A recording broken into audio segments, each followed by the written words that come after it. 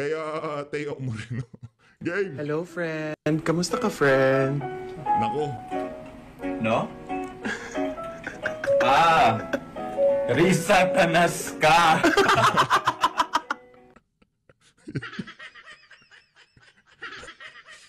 Bad idea. Risa, bad idea. Yung ginawa mo, very, very bad idea. Kung ako sa'yo, nag-focus ka na lang kay alias Rene. Di ba? Hinanap mo si alias Rene. Yung mga yan, pagka kinanti mo yan, naku, yari ka dyan. Oh. Wala kang puso. Ayaw mo Wala. ma-criticize. Kaya kagagawan mo yan. Nako. Tanim ka ng fake witness. Tapos ngayon na we criticize you. Kakasuhan mo kami. Risa Tanas ka. Bastos. Bastos tong mama na to. Bastos tong Teo Moreno. Masyadong bulgar. Sen Risa Tanas ka daw. Pikon na sa tingin ko. Sabi nga dun sa mga napabasa ko, di na raw siya naligo eh. Yung tipong madaling araw pa lang daw, yung dating parang nandun na siya sa entrada ng NBI eh. Yung tipong maaga siya dun sa NBI. Kain ka na lang ito kangkong chips. Correct. Yan, Buti pa magpaganda ka dito sa Laxmed, sa Satanas.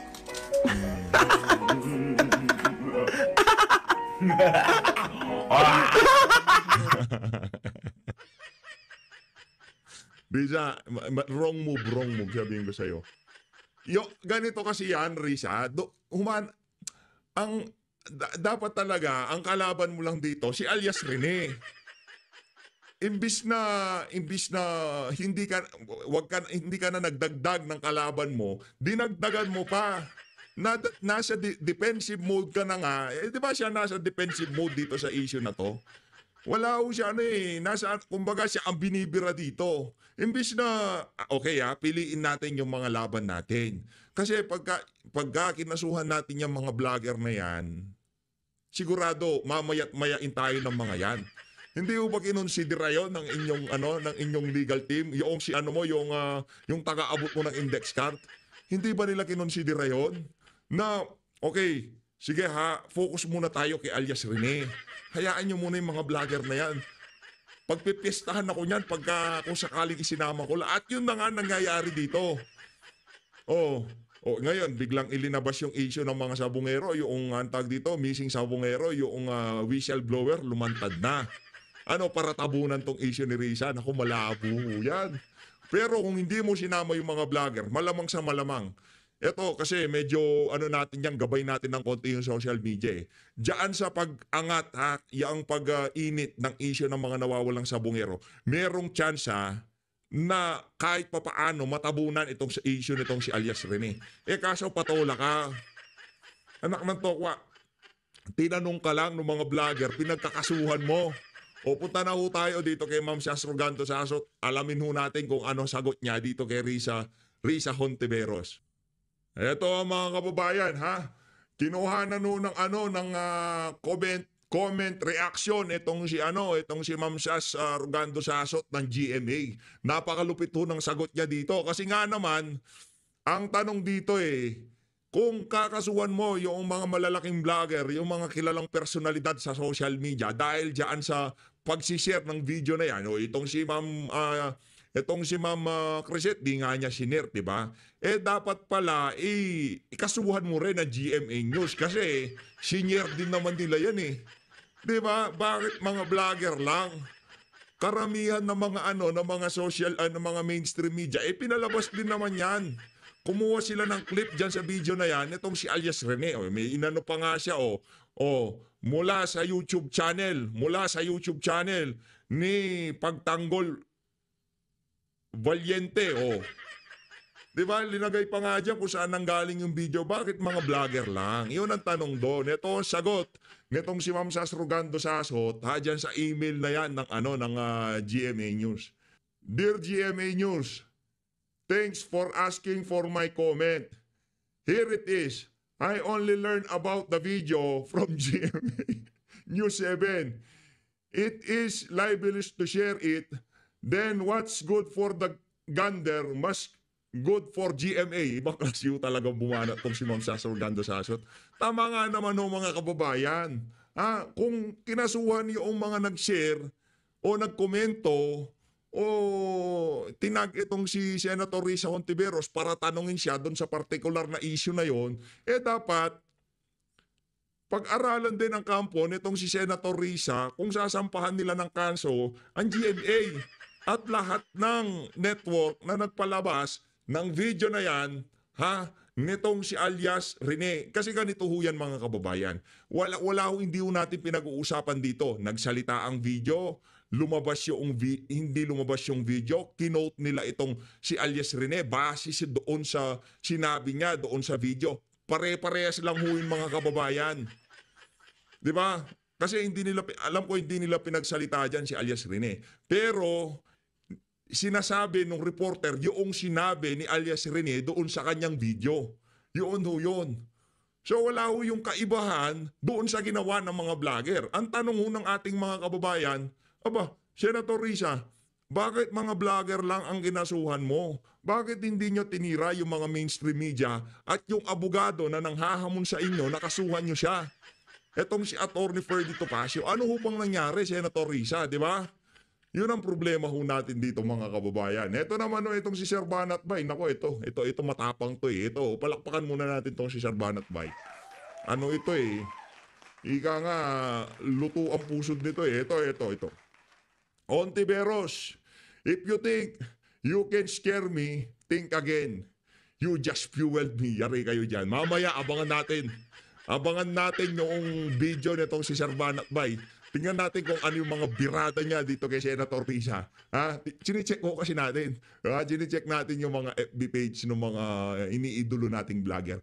Tapos ito, Risa, equals hypocrite. Ito ang post nitong si Senator Robin 3 hours ago 3 hours ago ito. Kay Senator Robin Padilla ito.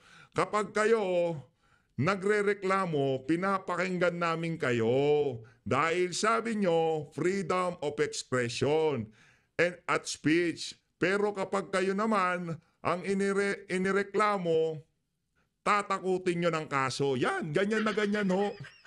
Ganyan na ganyan ho ang ginawa nitong si Risa Hontiveros. Ang kalayaan ng iba, pambihira talaga. Practice what you speech. Sa lagay ho na yan, gusto pa hong i-criminalize nitong si Risa ang tawag dito, ang cyber libel. I-decriminalize. Gusto niyang i-decriminalize ang libel kung di ho tayo nagkakamali. Meron ho tayong nabasang ganun. Sa lagay na yan nagkomento lang ho itong mga vlogger na to, itong si Sir Banat Bay, doon sa video ilinabas nitong si alias Rene. Parang nagtatanong, Senator Risa, totoo ba to? Ano ba tong issue na to na lumalabas na kesyo ganito daw, 1 milyon, mahigit 1 milyon? 'Di ba? Maraming tanong kahit tayo dito sa PH Update kasi hindi ho malinaw. Ngayon, imbis na latagan tayo ng talagang ebidensya na madidiin, etong si alias Rene na sinungaling siya, linabasan ho tayo, puro mga screenshot. Ano tayo, mga bata? Ilabas mo sa amin, Senator Risa. Merong CCTV ang opisina mo. Huwag mong ilagyan ng audio, yung pabalik-balik. Sabihin mo, December 2023. Ayan kita nyo yan Di ba? December 2023 yan. January 2024, nag-umpisa na ang Di ba? Labasan nyo ho kami ng mga resibo. Yung totoong resibo, hindi screenshot. Kalukuhan niyang screenshot. Yan mga kababayan.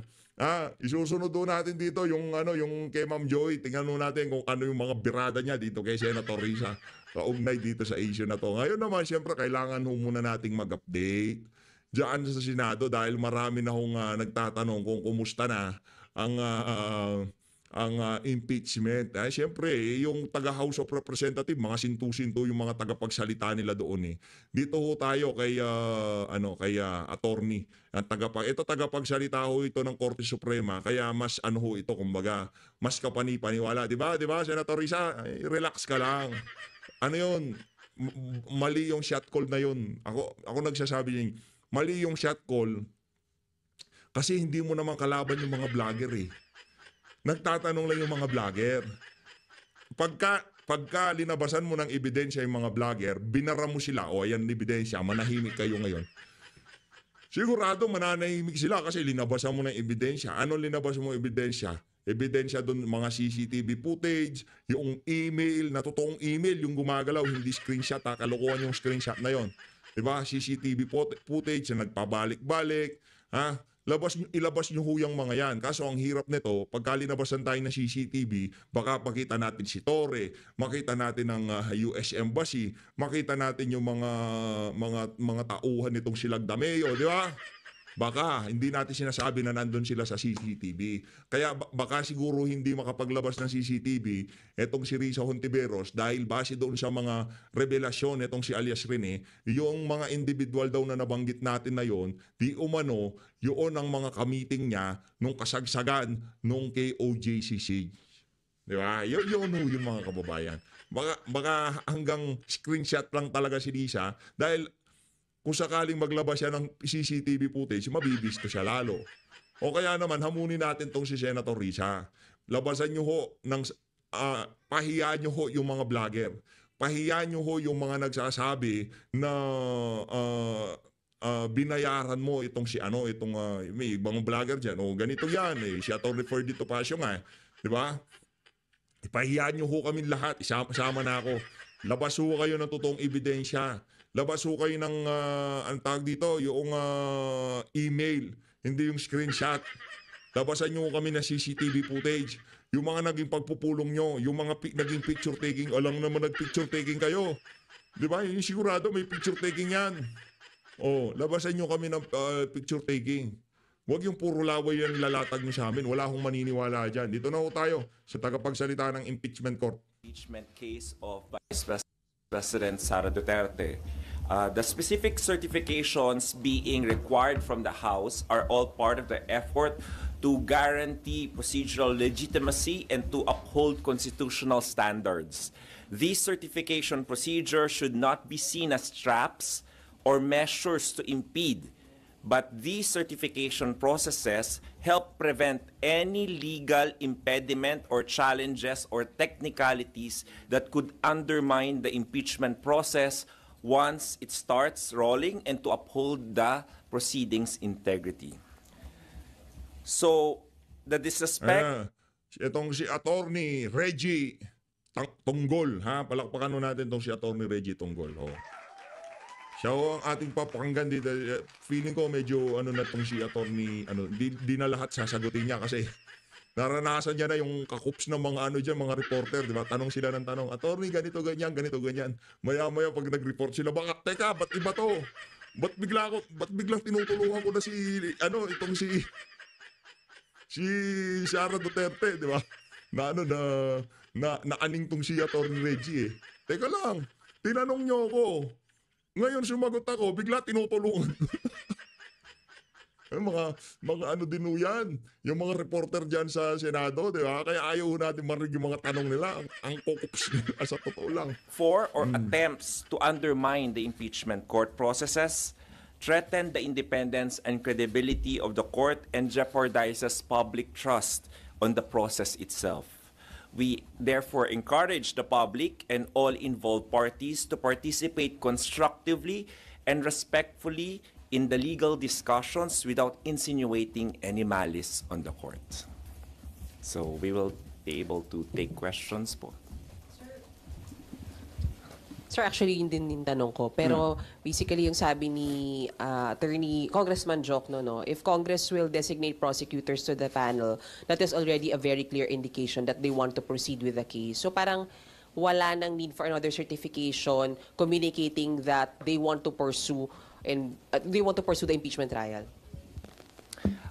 Actually, yung pag-authorize ng mga House prosecutors, no, pagbibigay ng authority, I think it will also be contained in a resolution because as you know, the Congress is a collegial body and it can only act collegially through its parliamentary procedures such as passing of a resolution or a bill.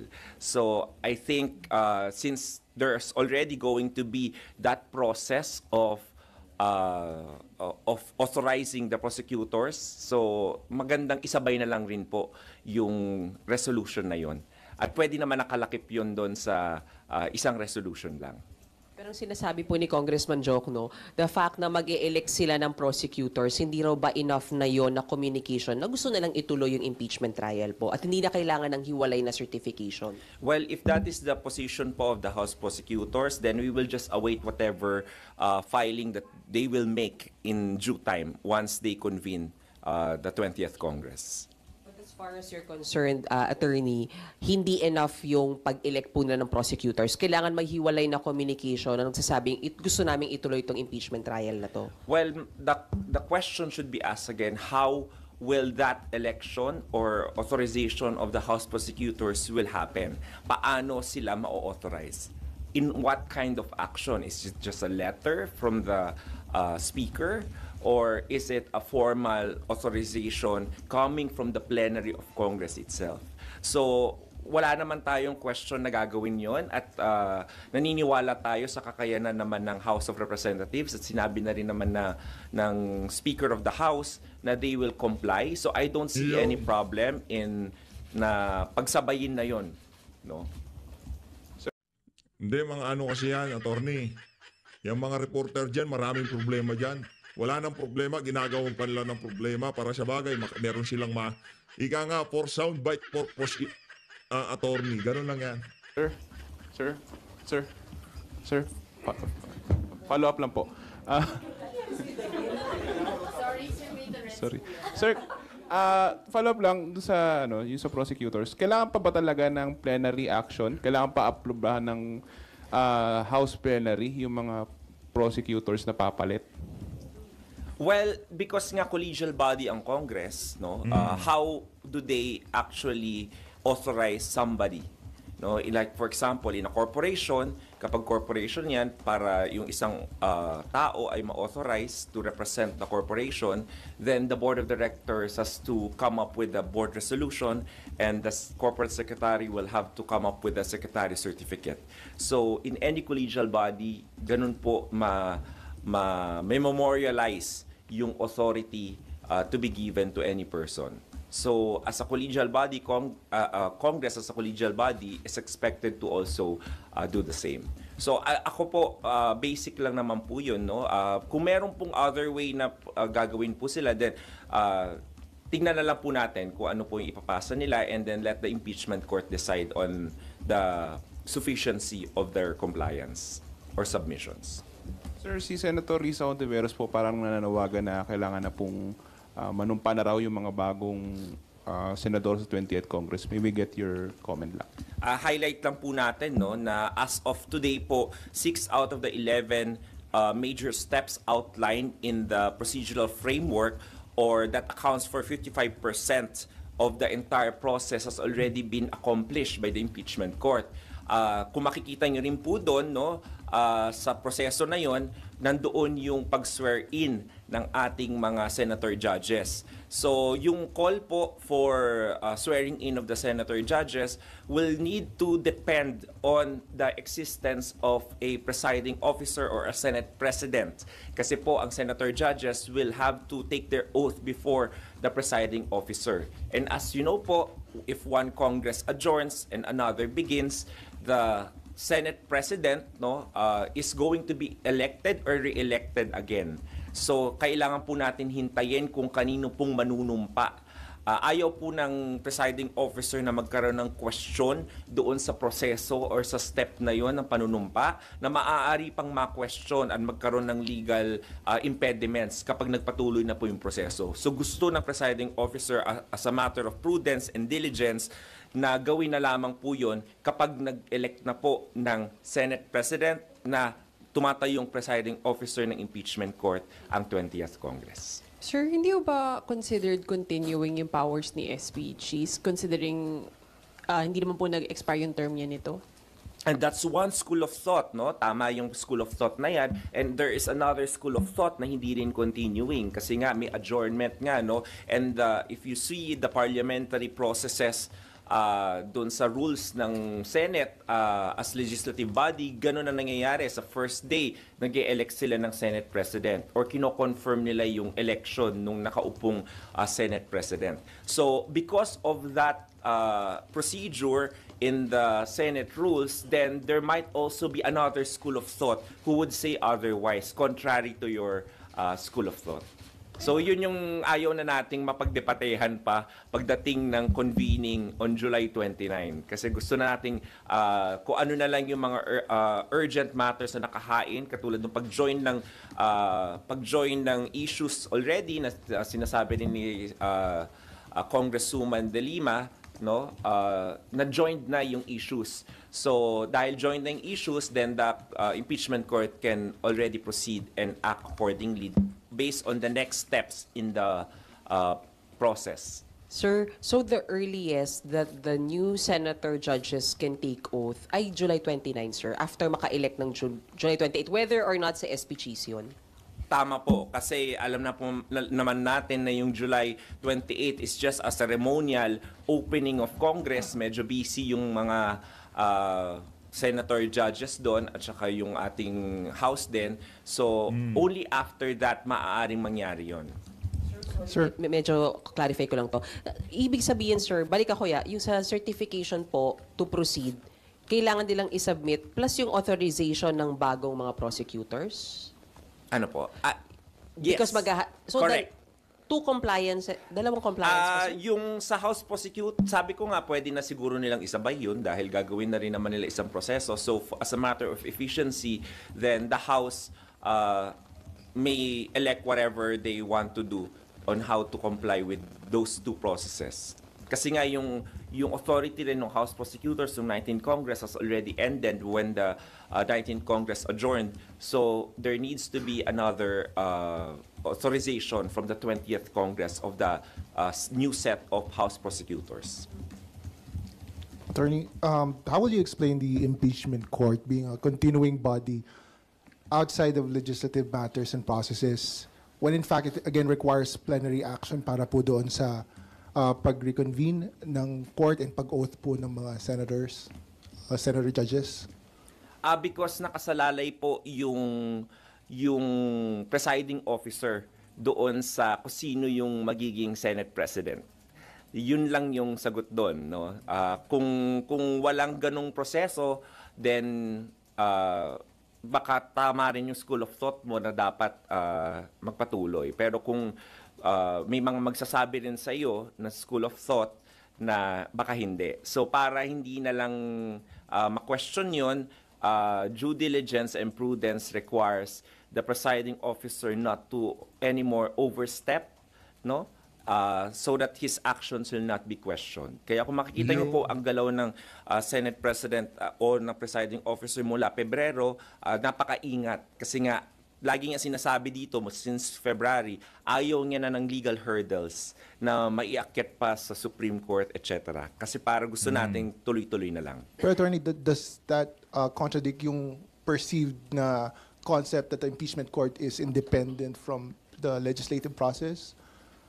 That is a good legal theory. Again, hindi natin alam because this is the first time in history na magkakaroon ng crossover o yung proseso mula sa 90th to 20th Congress. So, hindi alam natin kung ano talaga yung sagot dyan sa katanungan mo. Pero kung titingnan mo, we would rather err on the side of safety rather than on the side of questions and doubts. To clarify, right now, walang powers si SP bilang presiding officer of the impeachment court? That is one school of thought na kino-consider rin ni presiding officer. Another school of thought nga, yung meron pa rin na continuing body. So because of the precarious situation na kailangan mag-elect ang 20th Congress, so iniisip na lang ni SP para wala ng legal question, then wag na muna. Hintayin na lang natin yung 20th Congress na maipanganak at mag-convene. So, bali, yung stand po ng impeachment court sa ngayon, wala dun sa dalawang yun? Hindi po namimili yung impeachment court dun sa dalawang schools of thought? for now? More of doon sa school of thought na base sa Senate rules nga, no, consistent with the Senate rules as a legislative body, it is trying to balance that, at dahil nga kailangan mag-elect ng Senate President, malamang yung presiding officer din mawawalan ng kapangyarihan. So yun. So it is the safest position as of now because it has a basis in the Senate legislative rules. Attorney. However, sabi ko nga sa inyo, no, this is an ongoing conversation with the public. So lahat naman po ng senator judges, no, whether they like it or not, nakikinig naman po yan at nagmamonitor po. So lahat po ng mga legal theories, lahat ng mga comments and opinions ng iba't ibang mga abogado at mga constitutionalists, kino-consider naman po yan. So if the people will be able to proffer persuasive argument towards the convening or swearing in earlier, siguro makonsider yun. But as of now, the presiding officer would like to err on the side of safety and consistent with the spirit behind the Senate legislative rules. Attorney, following your arguments on Dexter po, dun sa pag-require din sa House of Representatives, hindi ba imperative din sa impeachment court to issue na panibagong summon dahil nasa 20th Congress na sila at 19th Congress yun ang nagpadala ng summon sa Vice President? Kung makikita niyo po yung galaw po ng yung galaw po ng impeachment court ay patuloy. So kung medyo may pagdududa ba kayo kung continuing body ba o hindi, the position taken is it is actually a continuing body kasi nga may summons po and we recognize the submissions from the previous Congress. However, meron pa nga pong mga question kung sino po ba yung presiding officer ngayon? Si Senate President pa ba? Dahil nag-adjourn na yung 19th Congress? Or patuloy pa rin ba siya? So on that question alone, mako-connect mo yung summons na yan. Kung makikita niyo yung summons ni Vice President Sara Duterte, nakalagay doon na sagutin niya yung articles of impeachment. Pero isa rin sa nakapaloob sa summons usually ay na mag-appear yung nasasakdal before the impeachment court. And when you look at the body or the wording of the summons, walang nakalagay na specific date doon at a set date and time na isi-set ng impeachment court. So, ngayon, sa next step natin, makikita yung step 7, appearance of the Vice President Duterte. Paano ngayon malalaman ni Vice President Duterte na kailangan niya mag-appear? Kung 29 ba siya? 30 ba siya mag-a-appear? Hindi niya alam eh. So, malamang sa malamang, isa po yan sa gagawin po ng impeachment court kapag nag-convene na po ito ng sa susunod na session nito. So, ang issue po for the Vice President to appear at a certain date and time. So makakapaglabas lang po ng bagong calendar kapag tama po. Kapag nakapag-convene na po. At saka kapag naka-comply na po. Kasi naka-hinge po yung convening ng impeachment court doon din po sa certification from the House of Representatives. So, attorney, ibig sabihin po, dependent pa rin po yung calendar ng impeachment trial sa schedule po ng mga legislative processes? Like po sa 28-29 yung start po ng sessions? Hindi ko magets yung yung tanong. Kung dependent pa rin po yung schedule ng calendar trial dun sa magiging schedule po ng mga sessions sa legislative processes basically kasi sa 28 pa po mag-resume yung or mag-start po yung mga sessions. So nakadepende ito po doon kung kailan po siya. Lagi yung tatandaan, dalawang hats ang sinusuot ng Senado. So kapag nagkaroon ng plenary session sa 29, then maaaring magkaroon doon ng pag-uusap. May isang senator, judge o senador na tatayo doon para mag-move ng convening again ng impeachment court. Kasi as of now nga walang date na nakaset tayo doon sa sa 19th Congress nung June 10 na at June 11 na session. So walang nakaset na date. So I think there will be a movement on the floor of the Senate based on the Senate rules para mag-convene po yung Senate Impeachment Court either on the afternoon po or sa another day. Pero attorney, from now until July 27, hindi pwedeng, kasi parang in the past press conferences po sinasabi, kapag may isang senator judge na mag-request na mag-convene, magko-convene yung impeachment court. Pero dahil alanganin kung may presiding officer o wala, so can we say walang convening na reconvene na mangyayari from now until 27? Actually, bigger than that issue is the compliance. Kung makikita nyo po, yung order po ng impeachment court nung June 10 ay conditional po yung pag-set ulit po ng convening doon sa compliance po ng House of Representatives doon sa second order. At saka yung sinasabi ni presiding officer and Senate President na hindi po sila pwede mag-convene kung wala pa pong communication from the House kung sino yung House prosecutors. Kasi gusto po nila na magkaroon na ng appearances doon yung House prosecutors at yung defense. Kaya po, hinihintay po ng impeachment court as a condition sine qua non na ma-comply po ng House po yun. Yung po yung import ng second order po. Sir, sorry. Paano kung walang compliance, di hindi magko-convene? Or ma-delay ulit yung pag-convene? Hindi mangyayaring July 29? If lang naman, sir, scenario lang to. If by July 29 walang compliance, so walang kasigurohang magko-convene by 29? Nako, hindi ko masasagot yan, no? Kasi hindi ako senator judge, hindi ako senador. But that is in the realm of possibility, siguro. Pero, of course, sa action ba ng impeachment court, yung ba yung gustong mangyari, parang lahat ng steps nga, 55% na accomplish na eh. So, if you look at the intent of the impeachment court wants this process to already roll. And the compliances, the certifications will ensure that there is no more question or any legal impediment once the impeachment court convenes. It actually gives the House of Representatives the power to already decide na tuloy-tuloy na tayo kapag nag-comply yung House doon sa appointment ng House prosecutors at saka yung second order na yun for certification. Dependent yung pag-convene sa compliance? Yun po ang order po ng June 10. Kung makikita nyo po. Anong implication po kung hindi sila mag-comply? Alin po? Yung hindi mag-comply, yung second order. Yung I cannot hazard a guess. Hindi ko, kasi gusto mong patunguhan ko kung magko-contempt ba o hindi. No, yun yung gusto mong lumabas sa akin. Hindi ko masasagot yan. Kasi hindi nga ako senator judge and depende na lang yan kung anong move nung both parties. No, they are open, they are free naman to file whatever motion they want to file with the impeachment court and let the impeachment court decide on the matter. Attorney, required din sila mag-submit ng listahan ng mga bagong prosecutors, right? Kailan may deadline ba yun? Yes, walang deadline po.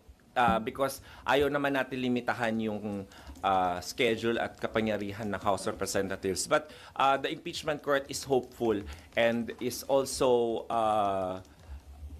happy na nung last day ng Congress ay nagpahayag yung Speaker of the House na they are going to comply with the two certifications, which they already did dun sa una. Sure.